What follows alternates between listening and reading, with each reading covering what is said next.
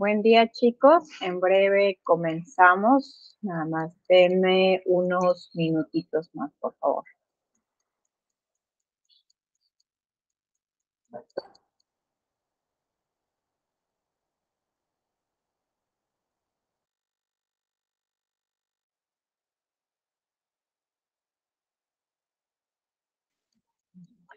Listo. Pues buen día, espero que estén muy bien, hayan alcanzado a desayunar, tomado agüita, dormido muy bien. Vamos a continuar con el tema que estábamos revisando, que era referente a hablar un poco sobre las bacterias de forma general. Y de ahí vamos a tomar un pequeño break del tema y revisaremos algunos aspectos referentes a la inmunología y a la infectología. Antes de entrar de lleno con todos los microorganismos patógenos, que son de verdad muchísimos.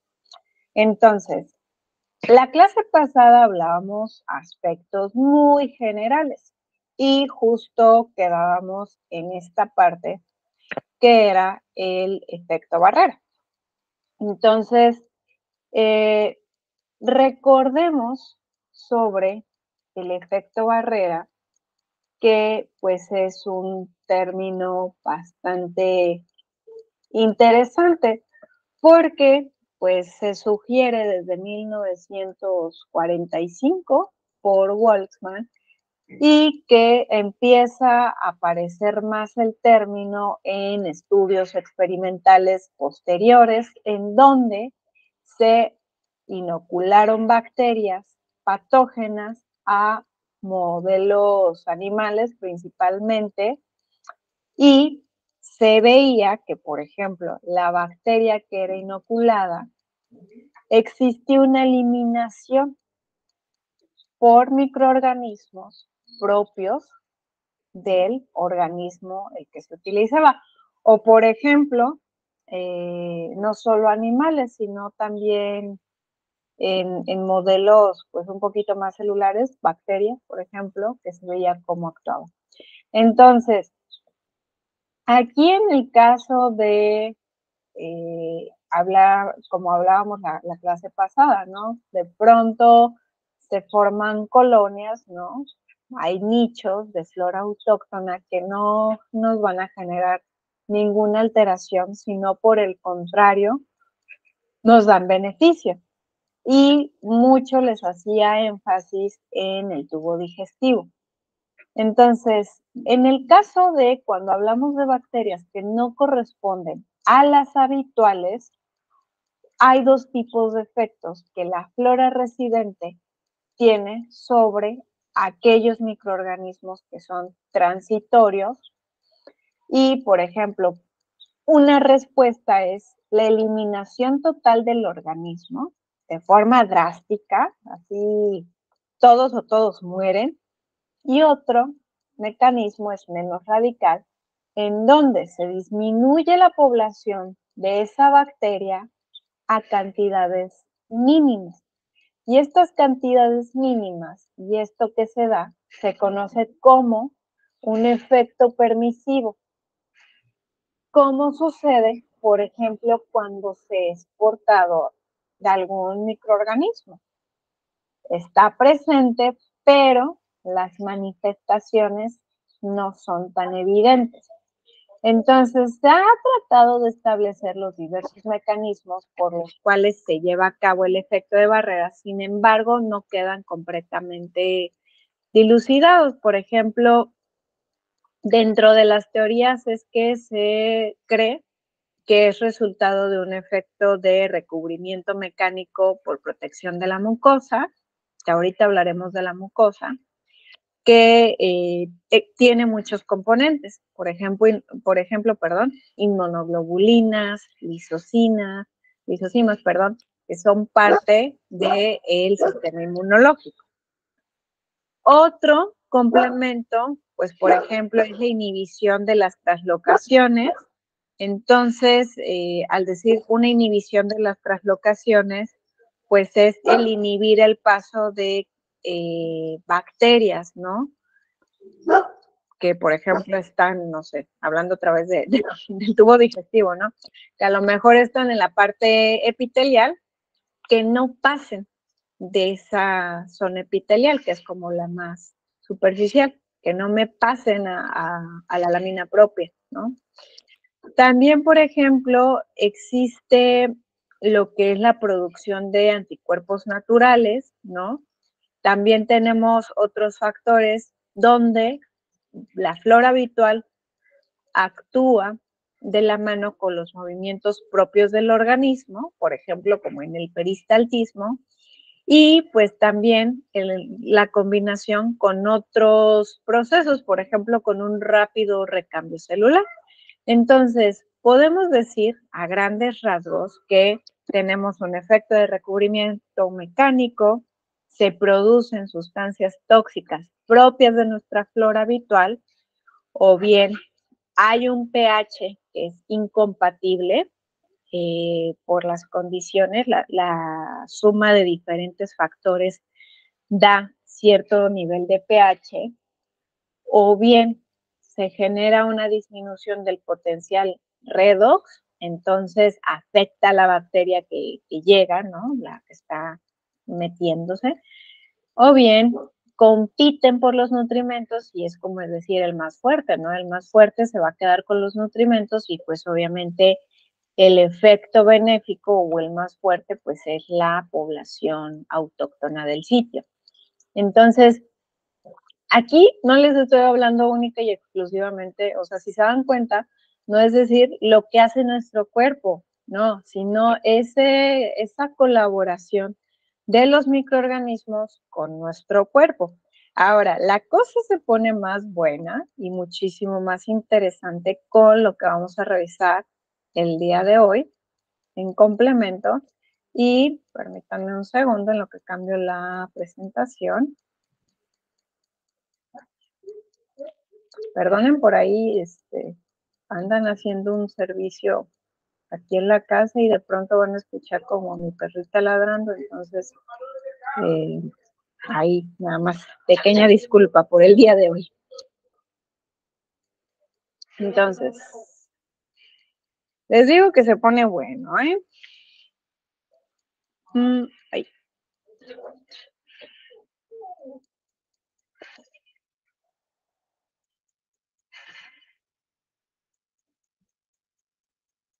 Nada más, ¿me pueden confirmar? ¿Se ve la presentación o todavía no?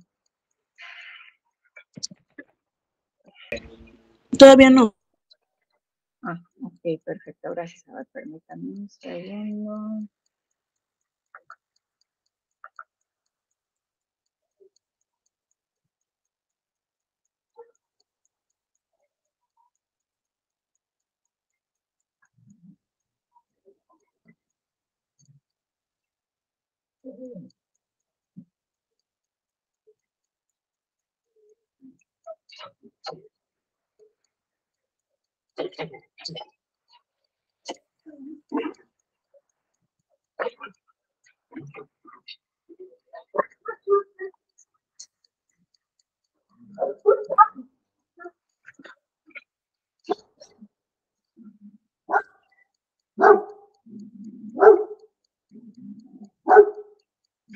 Listo, creo que ya se ve. Entonces, pues conjuntando, recordemos que el número uno, en cuanto a lo que protección refiere para nuestro cuerpo, no vamos a decir que sean las bacterias, sino que es el sistema inmune. Y finalmente nos defiende ante todos los factores que atentan contra nuestra salud, utilizando diferentes mecanismos de defensa. De forma inestable.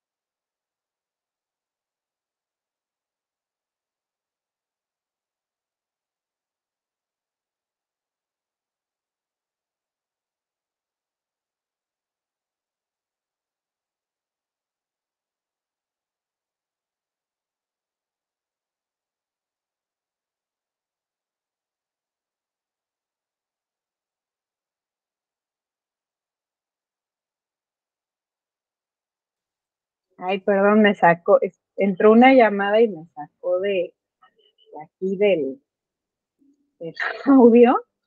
Entonces ahorita la andaba ajustando.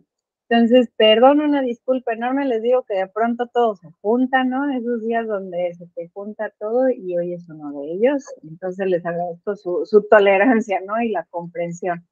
Regresando aquí y ya esperando que no haya absolutamente alguna otra eventualidad, como les comentaba, el sistema inmune es el número uno y tiene diferentes mecanismos de defensa. Están los inespecíficos, que ahorita se los voy a detallar, pero básicamente es el decir todas esas medidas como barreras y cuestiones físicas, químicas o tan sencillas como la osmolaridad o el pH. Como ahorita habíamos estado mencionando en lecciones anteriores, hemos hecho mucha alusión a este tipo de defensa, ¿no? No de forma explícita, sino implícita en todos los mecanismos. Pero propiamente los mecanismos de defensa del sistema inmunológico los podemos clasificar de la siguiente manera: de primera, segunda y tercera línea. Y ese orden depende de la especificidad, siendo que entonces los de primera línea son los más inespecíficos y los de segunda y tercera línea van siendo más detallados. Entonces, cuando hablamos de inmunidad, también me gustaría aclarar la siguiente situación. Antes creíamos que la inmunidad era única y exclusivamente la protección contra la enfermedad, como ha sido ahorita todo lo que hemos hablado en estas sesiones anteriores. Hablábamos de microorganismos patógenos que permean, ¿no? Entran, pero pues no solamente es eso, sino que también es cuando hablamos incluso de la inmunidad, incluso contra células propias, ¿no? Que ahorita lo vamos a detallar ya como más en específico. Entonces, ahora sí, en cuanto a los mecanismos de primera línea, a grandes rasgos los podemos apreciar de la siguiente forma. Los cutáneos y de mucosa. Hoy yo creo, me gustaría que reflexionaran un poquito sobre sus diferentes barreras y les den el cuidado, ¿no? Por ejemplo, la piel, que es el primer elemento que nos defiende de todos los microorganismos y que controla nuestro medio interno, realmente pocos son los microorganismos que son capaces de penetrar la piel, porque créanme, sí hay microorganismos que los pueden penetrar. Sin embargo, normalmente la piel se encuentra intacta, pero puede haber algunos microorganismos patógenos, sobre todo los famosísimos helmintos o gusanos, como es el caso de Ancylostoma duodenale, Necator americanus, Strongyloides stercoralis, son gusanos, que esos gusanitos, bueno, se los digo como si fueran gusanitos visuales, ¿no? O sea, esos gusanos en sí depende, pero dentro de su ciclo biológico, muchas veces cuando son excretados por un microorganismo que esté infectado, se quedan en tierra o en agua y ahí pueden vivir. Se conocen como parásitos de vida libre. Recuerden que cuando hablamos de que algo es de vida libre, puede vivir sin nosotros. ¿Por qué? Porque puede obtener nutrientes a partir del agua, de los nutrientes que estén en la tierra, ¿no? Entonces, quedan ahí hasta que llega una persona y entonces el gusanito es capaz de penetrar la piel y no solo eso, sino de migrar, establecerse y de multiplicarse. Entonces, pues, ¿qué hacen este tipo de microorganismos? Rompen la integridad de la piel y abren una puerta a través de ella. O sea, estando la piel perfectamente normal. Hay otros que pueden penetrar a través de la piel porque son ayudados, pero no lo hacen por sí solito. ¿Les suena? Pues sí, los mosquitos, ¿no? Por ejemplo, hay un transmisor que es el mosquito que hace, nos pica, pero al picarnos rompe esa integridad cutánea y entonces introduce pues de lo que, depende de qué hablemos, ¿no? El virus o incluso el protozoario.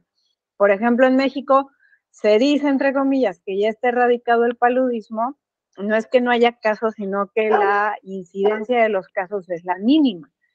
Pero pues ahí lo que pasa es que el mosquito pica, introduce a Plasmodium y Plasmodium se multiplica. Ahorita no se preocupen, o sea, no les coloco como a detalle esto, porque realmente posteriormente en parasitología, me parece, o en otras experiencias, creo que sí se llama Secretaría de Parasitología, no recuerdo muy bien, ya ven todo este tipo de microorganismos. Nada más que ahorita, pues, por ejemplo, ya les voy platicando de algunos.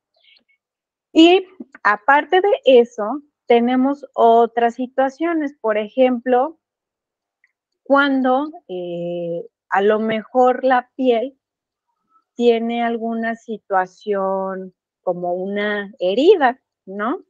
O que está un poco alterada la situación de la piel, mucha pérdida de agua o mucha resequedad. ¿Qué ocurre? Cambian las condiciones del medio ambiente de la piel y entonces entran en acción algunos microorganismos, sobre todo las micosis. ¿Qué pasa?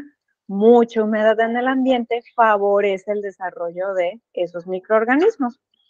Y entonces, pues es importante que su pielecita siempre la cuiden, sobre todo en las heridas, porque en el individuo que va a pasar se va a producir una inoculación mecánica.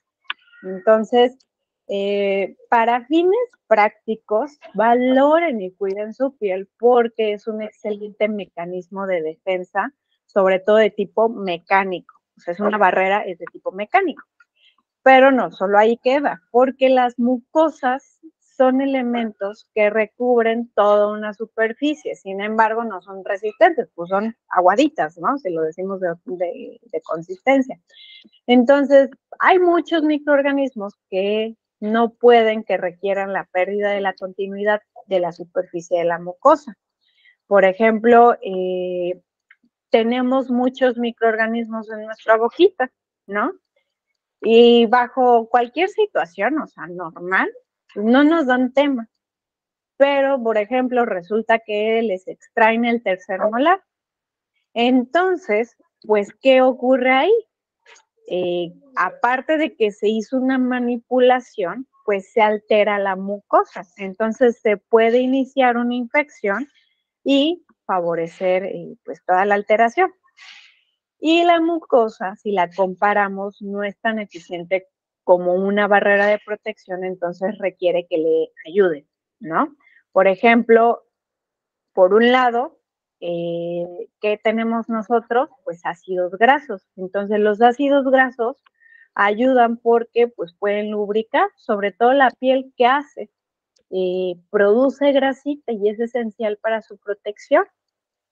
O también, ¿qué ocurre? El pH, pues sobre todo en todo el cuerpo, en todos los niveles que tenemos, va ocurriendo un juego de pH. De pronto es alcalino en ciertas zonas, de pronto es ácido, y pues esto supone un riesgo o un desafío para el microorganismo del que estemos hablando. Y otro factor que tenemos aquí en esta capita, en esta categoría, perdón, es el sudor. ¿Por qué? Porque finalmente cumple con esta función de que cambie entonces el pH de la superficie, aparte de que pues con la secreción del sudor pueden resbalar o se pueden ir desplazando los microorganismos, como que si le echáramos agüita. Sin embargo, ojo, recordemos que el sudor es una manera que tenemos nosotros principalmente para termorregularnos, pero entra en estos mecanismos. También la descamación entra en estos mecanismos, perdón. Y también el moquito entra en estos mecanismos, porque finalmente el moco tiene características físicas y químicas que lo hacen eficaz como un mecanismo de defensa. Por ejemplo, la viscosidad que posee hace que se adhieran los microorganismos y entonces se van a eliminar. En el moquito también tenemos lisosimas que tienen la capacidad de destruir algunas bacterias, entonces es parte de nuestro mecanismo de defensa. Y hablando de moquitos, pues esto nos lleva al siguiente rubro. Pero antes de saltarme, perdón, si se preguntan, pues, ¿dónde más hay moco? Por ejemplo, ¿qué ocurre en el tubo digestivo, no? O sea, les hablo del moco en general, ¿no? Como mucosas y todo en general. Entonces, hablando de moquitos, pues hablamos del aparato respiratorio, que recordemos que, pues, parte de la función que tiene es protegernos, ¿no? Contra estas moléculas grandes, como es el polvo, células de pronto que tenemos ahí. Pero también tenemos los cilios, que son pequeñas prolongaciones que recubren toda la mucosa del aparato respiratorio y poseen un movimiento, entonces hacen como un colchoncito que evita que se vayan a adherir ahí los microorganismos. Aparte de esos cilios, tenemos las vibrisas, que son pequeños apéndices o pelitos, que son los que tenemos en las fosas nasales, ¿no? Ya hoy se saben un nombre rimbombante, vibrisas, y que entran como un mecanismo de defensa. ¿Por qué? Porque retienen todas estas estructuras grandes, como el polvo y microorganismos, que si lo conjuntamos con el moco, es muy eficiente realmente. Otro elemento que tenemos es la tos. La tos porque lo que ocurre en el proceso, en el reflejo de tos, pues se contraen diferentes estructuras musculares, entonces el aire se impulsa enérgicamente del interior de nuestro aparato respiratorio hacia afuera. Entonces se lleva microorganismos que están atrapados en el moco. Y ojo aquí, recordemos que tenemos tos seca y tos húmeda. La tos seca es cuando sale el aire sin material húmedo. Y la segunda es la salida del aire, pero con moquito, ¿no? Pero no es como que les dijera poquito moco, es mucho. Ese moco recibe el nombre de esputo y es un mecanismo de defensa también porque barre a lo que esté en el paso de esto. Y cuando se sacan muchas cantidades de ese esputo, recuerden que la función es la de expectorar, ¿no? Es la del, ¿cómo decirlo? Vaciar, ¿no? O sea, como si dijéramos, hablando de procesos ahí, mano de obra, es como si dijeran, vamos a hacer aquí la limpieza profunda. Entonces, también recuerden que tenemos mecanismos de defensa oculares, por ejemplo, en la conjuntiva, que recubre todo el glóbulo ocular y sus estructuras, pues en sí confiere la superficie de protección ante el polvo y tenemos también presente la lisosima. También las lagrimitas, pues tienen dos mecanismos de acción. Por ejemplo, el paso constante de las lagrimitas arrastra y lava los ojitos. Y la otra función es mantener una humedad constante en lo que es la superficie de la conjuntiva. ¿Qué pasa con los pacientes que tienen problemas con las lágrimas? Se les tienen que dar lágrimas artificiales porque de lo contrario aumenta la probabilidad de una infección ocular. En cuanto a la parte digestiva, la verdad no voy a hacer mucho énfasis porque lo ejemplificado mucho en la clase pasada, pero nada más recuerden, o sea, por un lado tenemos muchos cambios de pH. Por otro lado, tenemos las vellosidades intestinales, que principalmente lo que van a hacer es absorber nutrimentos, pero tienen un recambio muy rápido. Entonces ahí jalan microorganismos. Por otro lado, tenemos los movimientos peristálticos, es decir, pues una vez que entra se va a ir para afuera, pero por el ano, no por la boca. Por otro lado, se secretan diferentes secreciones, válgame la redundancia, pero con diferentes propiedades químicas que entonces pueden desestabilizar a los microorganismos y los erradican. ¿Y qué otro se me está pasando? Ah, bueno, pues diferentes compuestos inmunitarios. Por ejemplo, aquí también hablamos de la lisosima, ¿no? Entonces, por la parte de las vías urinarias, recordemos que es el arrastre, es decir, desde el riñón que se produce, ¿no? A través de el ultrafiltrado, que es lo que es como el precedente de la orina, se hace la pipí, sale desde el riñón y arrastra y raspa la superficie de la mucosa del aparato urinario. Entonces impide que las bacterias se establezcan y se adhieran en algún lugar. Pero, ¿qué pasa con algunos pacientes, sobre todo aquellos que tienen infecciones recurrentes? Puede ser que en la conformación del aparato urinario exista alguna alteración. Entonces, eso permita que proliferen las bacterias y se den esas infecciones recurrentes. Ahora, en cuanto a la parte de las secreciones, ya las hemos mencionado de forma implícita en estos mecanismos previos, pero las secreciones tenemos de diferentes tipos. Una que no hemos mencionado, por ejemplo, la mucosa vaginal, recordemos que recubre todas las paredes de la zona. Entonces, normalmente, gracias a esa mucosa, existe un microhábitat característica con un pH preciso. Pero, por ejemplo, cuando cambian las condiciones, por ejemplo, ¿qué pasa muchas veces en las mujeres embarazadas? Por el efecto hormonal tiende a cambiar el pH. Entonces, de pronto puede haber infecciones, no tan graves, ¿no? O sea, pero infecciones, por más leves que parezcan, es importante, ¿no? O, por ejemplo, otro que no hemos mencionado, la cerillita, que pues es un material grasoso, ¿no? Muy grasoso, pero su función es lubricar el conducto auditivo, pero detiene moléculas grandes y retiene microorganismos. Entonces, por ejemplo, una mala práctica, cuando nos ponemos el cotonete, ¿no? Que casi nos lo metemos hasta ahí entrando toda la cabeza, ¿no? ¿Qué estamos haciendo en contra de ese mecanismo de defensa? Estamos empujando polvo y microorganismos. Entonces, lo mejor es hacer un lavadito, agüita, jabón, y pues tratar de hacerlo de forma frecuente, pero nunca se metan los cotonetes hasta el fondo, por favor.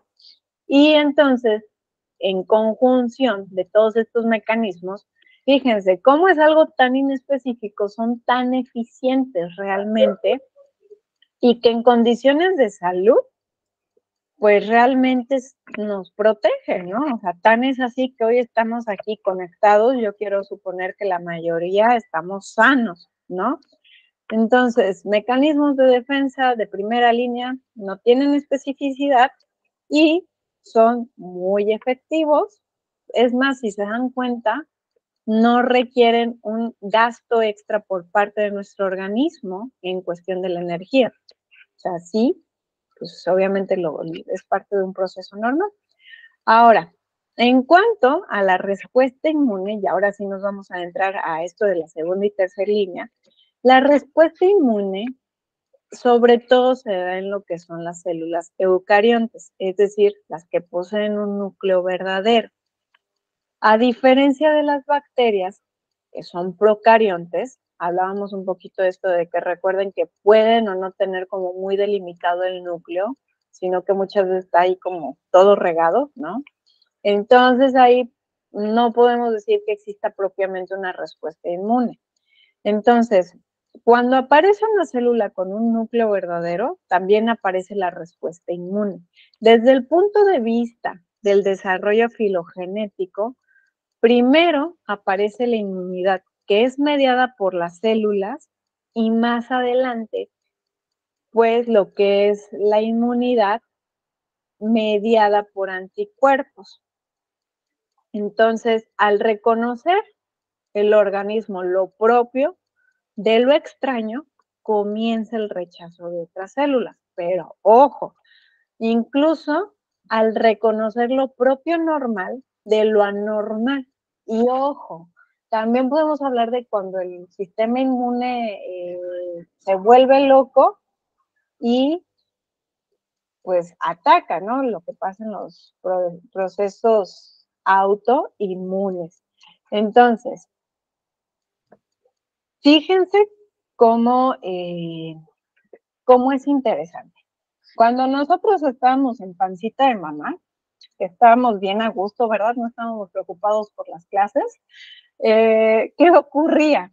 Pues se empieza a formar todo el precedente. Entonces se forman células y estructuras que serán parte del sistema inmunológico, sobre todo en la segunda y tercera semana de gestación. O sea, fíjense cuándo, ¿no? O sea, desde casi desde el inicio aparecen las primeras células del sistema hematopoyético a partir de lo que es el saco vitelino. Entonces, estas células tienen el nombre de células primordiales, que, como el nombre lo sugiere, son las que sientan las bases para dar lugar a todas las células de defensa. Entonces, partiendo de las células primordiales, se forman los linfocitos, los monocitos, los megacoriocitos, los granulocitos y bueno, todas las células de defensa. Entonces, también tenemos otra que no es propiamente de defensa, pero es muy importante. A lo mejor se les venga a la mente. Los eritrocitos. Sabemos que los eritrocitos tienen otra función, pero es muy importante. Entonces, el desarrollo del tejido hematopoyético va paralelo y de la mano con lo que es el desarrollo del sistema inmunológico y con lo que es el desarrollo del tejido linfático. Entonces, pues tenemos ciertos órganos que tendrán mayor cantidad de tejido linfático, por ejemplo, los famosos ganglios linfáticos, el hígado, el vaso y la médula ósea, que son los importantes. Y tenemos otro que normalmente involuciona, es decir, se va haciendo chiquito, el timo, que su función primordial es sobre todo en este periodo embrionario que les estoy mencionando. Cuando el bebé nace, normalmente el timo involuciona. No quiero decir que desaparezca, solo va cambiando de tamaño hasta que llegamos a ser adultos, básicamente. Y es muy difícil localizarlo porque ya cumplió su función de darle información inmunológica que se requiere.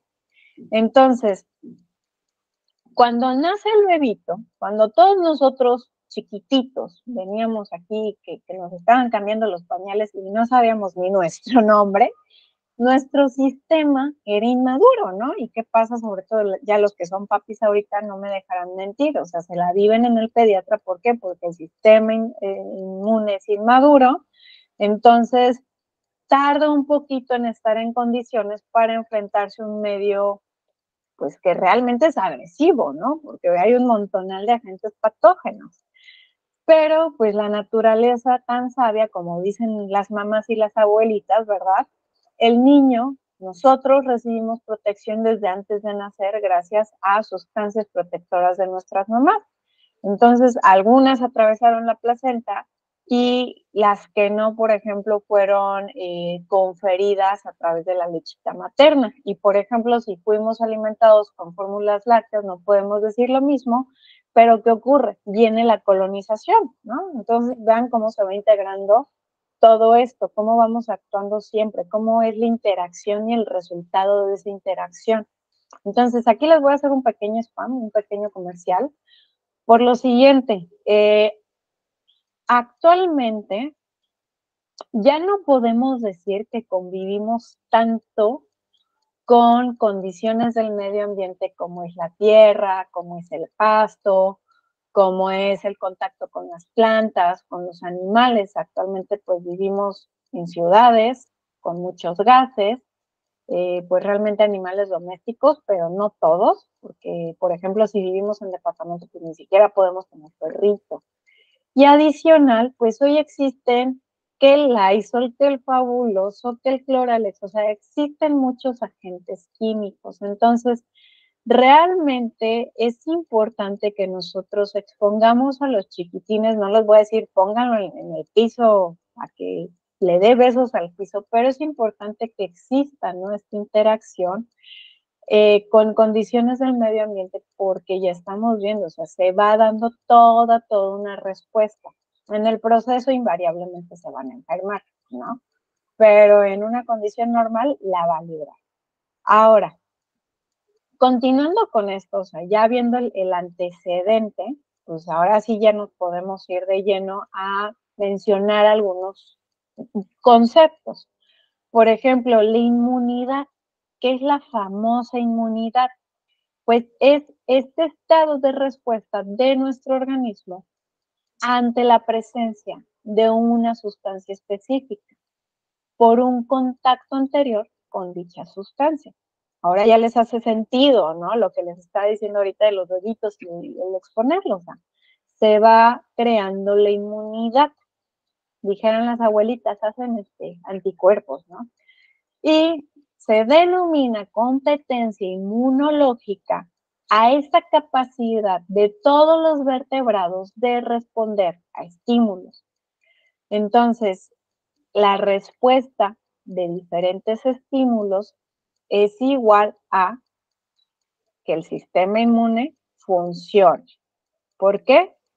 Porque dará una respuesta ante las agresiones, preservando la integridad.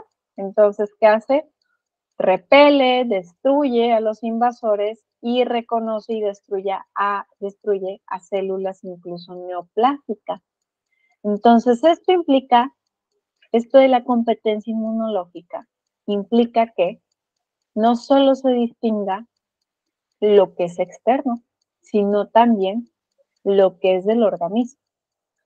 Se identifica y se destruye a algo que empiece a reproducirse de forma errónea, que se multiplica a una velocidad más alta de lo normal, como son los cánceres o las neoplasias, células anormales que crecen muy rápido. Entonces, el sistema inmune dice, hey, tú no debes de estar aquí, lo reconoce y lo destruye.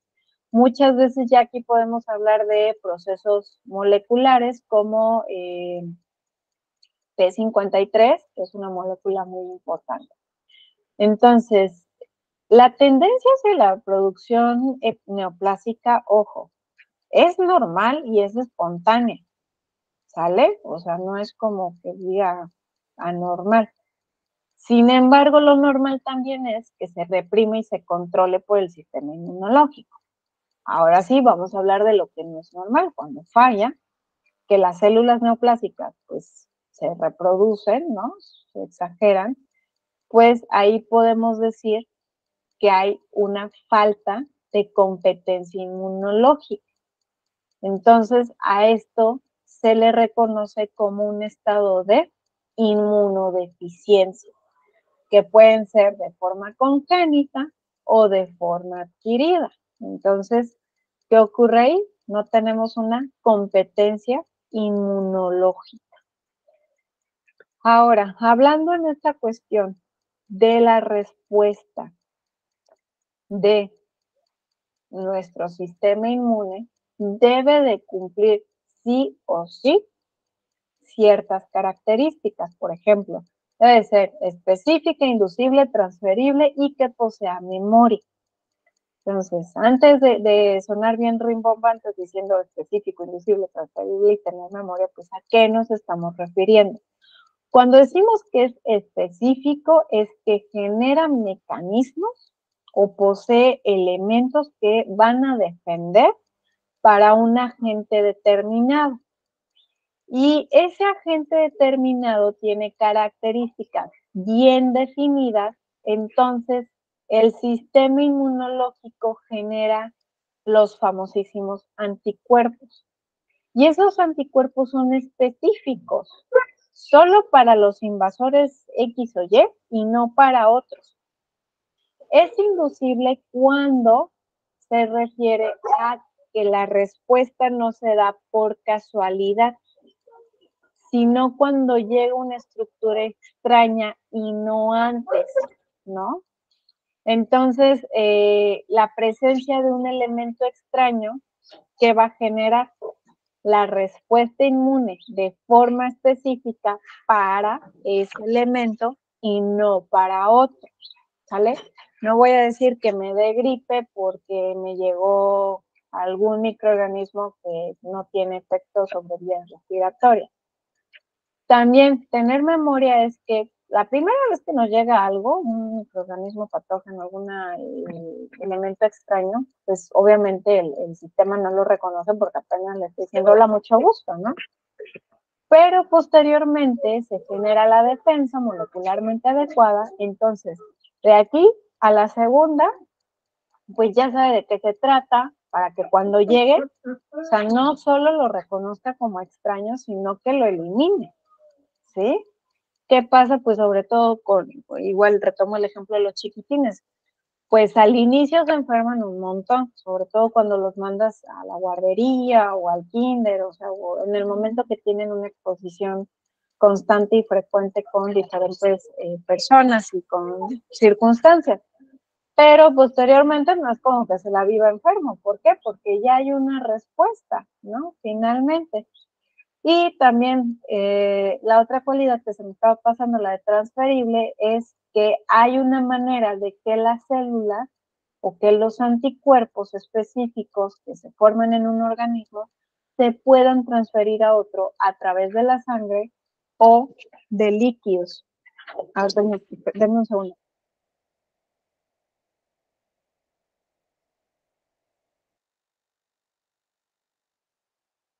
Ay, perdón.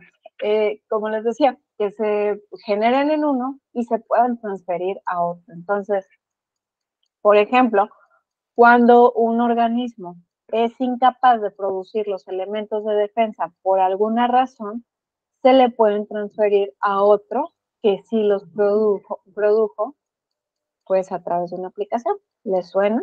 Por ejemplo, el suero anti-X o anti-Y, ¿no?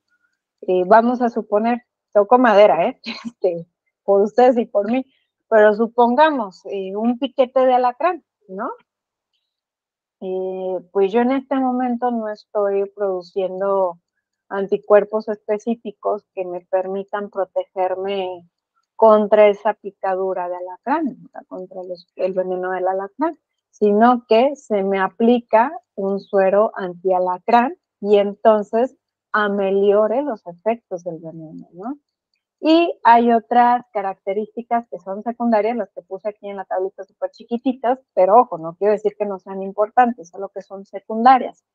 Pero vale la pena comentar: la expansión clonal, la contención que posee, la homeostasis y la falta de reactividad frente a sí mismo. La expansión clonal se refiere a la proliferación que se presenta después de la exposición a un antígeno. Entonces, de manera inicial, pues se produce poquito, pero como el nombre lo dice, va multiplicándose. Y son solo ante un antígeno. La contención y la homeostasis es el fenómeno en el que una vez que pasó el estímulo antigénico, pues la respuesta inmune disminuye hasta que ya llegamos a un estado basal, ¿no? Para evitar daño innecesario. Y la falta de reactividad frente a sí mismo, o tolerancia también, que es un nombre importante, es una de las propiedades más destacadas que le permite responder únicamente a antígenos externos sin reaccionar a los elementos propios. Entonces, en el ejemplo que les estaba dando ahorita del piquete de alacrán y del suero antialacrán, pues obviamente, ¿qué va a ocurrir? Que va a llegar a un estado de contención, ¿no? Se va a moderar, se va a normalizar, ir normalizando la respuesta inmunológica hasta que llegue a la normalidad. Y entonces de esa forma vamos creando como cierta tolerancia. Es un hecho. Sobre todo, pues, por ejemplo, ahorita que les estoy hablando y hablo de los alacranes, por eso les digo, toco madera, sobre todo para quienes vivan en climas cálidos, donde sí hay, pues pasa muchas veces que cuando te pica un alacrán, en condiciones normales, o sea, el siguiente piquete, pues ya es como un poquito menos el efecto. Pero ojo, aquí se los estoy hablando en una situación de la normalidad. No estoy metiendo todavía las alergias ni las intolerancias, porque ahí es otra historia. Entonces les digo, de forma normal, esto es lo que ocurre. Ya platicaremos después grandes rasgos, ¿no? De esa situación. Entonces, continuando con esta parte de los elementos del sistema inmune, pues probablemente les llegó a surgir la duda, o no, de, bueno, ajá, pero pues entonces, ¿qué es un anticuerpo, no? Pues el anticuerpo es esa proteína que está en nuestro plasma y que se sintetiza por los linfocitos B en respuesta a la introducción de un antígeno. Y entonces el anticuerpo se combina con los antígenos provocadores, lo que me lleva a hacer una pequeña pausa, porque lo van a revisar más adelante, pero ya se los adelanto. Existen los famosos linfocitos B y los linfocitos T. Entonces los linfocitos B se llaman B porque, bueno, es que ahí ya saben que en los libros te ponen como toda la historia y todo el dato. Bueno, básicamente resumido, las aves poseen una bolsa o bursa de Fabricio que se dieron cuenta los investigadores que ahí producían los anticuerpos. Entonces, en el humano ocurre que nosotros no podemos decir que tengamos un equivalente a esa bolsa o bursa de Fabricio. Entonces se cree que pudiera ser el aparato digestivo, pero le ponen linfocitos B referente a esto, de bolsa o bursa.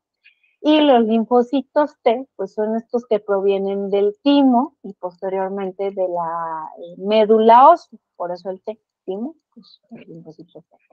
Entonces, los linfocitos B y T son importantes en lo que es esta parte de la memoria de nuestro sistema inmune, porque actúan de forma coordinada. Entonces, regresando a esta parte, y después de ese pequeño comercial y esa aclaración, porque es importante ir teniendo como claros los elementos, pues puede surgir la duda. Ah, ok, pues ya sé que es un anticuerpo, pero entonces, ¿qué es un antígeno? Pues es esa sustancia que provoca una respuesta inmune. Por ejemplo, se entiende por un antígeno, puede ser un antígeno alimentario, ¿no? Por ejemplo. Entonces, lo normal es que no haya respuesta de antígenos alimentarios, ¿eh? Pequeño comercial ahí. También podemos tener otro término que es inmunogénico, es decir, esa capacidad de generar una respuesta inmune. Un antígeno, ahorita que lo estábamos mencionando, es inmunogénico, pero puede ser más inmunogénico que otro, dependiendo de que provoque más o menos una respuesta inmune. Y es lo que pasa muchas veces, ¿no? Tenemos diferentes antígenos, pero dentro de esos antígenos hay unos que son más inmunogénicos que otros. Por ejemplo, los lípidos son muy malos inmunogénicos, a diferencia de las proteínas y de los hidratos de carbono. De hecho, las proteínas son estructuras molecularmente más inmunogénicas que los hidratos de carbono. ¿Qué pasa a veces? Pues que se combinan hidratos de carbono con proteína y pues ya está peor la cosa. Entonces, ese mix es bastante inmunogénico. Por ejemplo, ahorita relacionándolo con alergias alimentarias, por ejemplo, los alimentos más inmunogénicos, está la leche, ¿no? Pero es por un lado, la proteína de la leche de la vaca o la combinación proteína con algunos, con la lactosa, ¿no? También tenemos la soya, que tiene la soya, proteína y carbohidratos. El maní contiene, o sea, es rico en ácidos grasos, pero, por ejemplo, contiene también proteína y también carbohidratos, que son los que normalmente dan esa respuesta.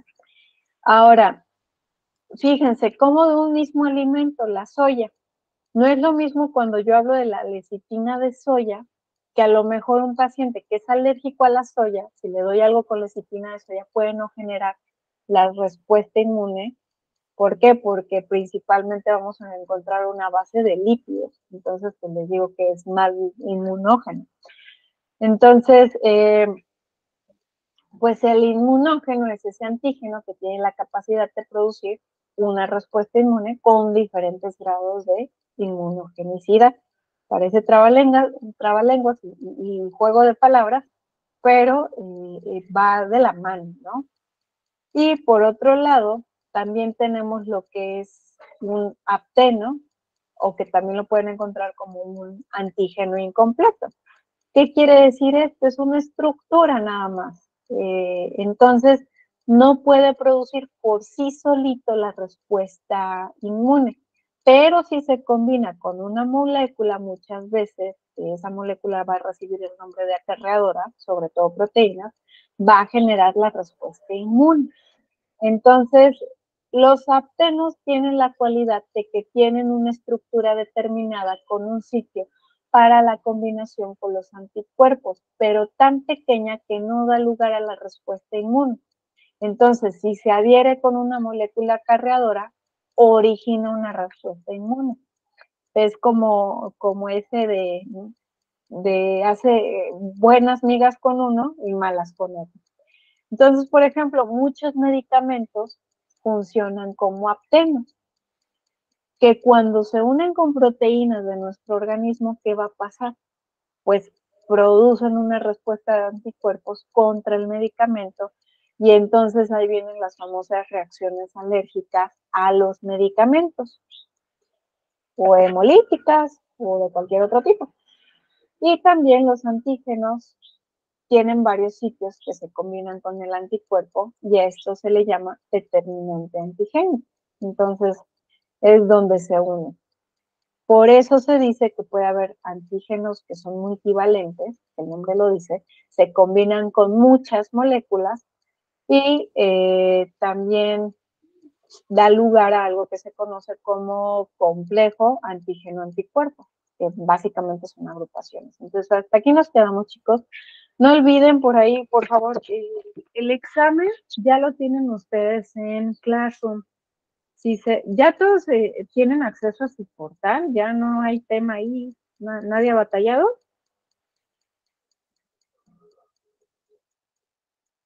No. ¿No? Ok, perfecto. Entonces, miren, a partir de las 12 les va a aparecer disponible el examen. Recuerden, ustedes tienen todo el fin de semana para contestarlo, sábado y domingo, como les había mencionado. No me encantaría que lo hicieran ahí con los apuntes abiertos, más bien traten de revisar ahí en sus apuntes para posteriormente, pues ahora sí, responder. Y solo es un para que sí pongan atención. Es sencillo, no hay preguntas abiertas, básicamente es falso o verdadero, seleccione la opción correcta y que relacionen columnas con filas. Si por alguna situación no lo pueden responder, no sé, falleció, toco madera, falleció algún familiar, les picó un alacrán, ¿no? Ahorita que los estaba diciendo, avisen a la brevedad, porque si se esperan a entre semana, tripas, corazón, no se los tomo en cuenta. ¿De acuerdo? Entonces nos vemos la siguiente semana. No se llevan tarea porque se llevan el examen, chicos. Cuídense muchísimo. Gracias, buena tarde, buen fin. Gracias, Igualmente. profe. Buen día.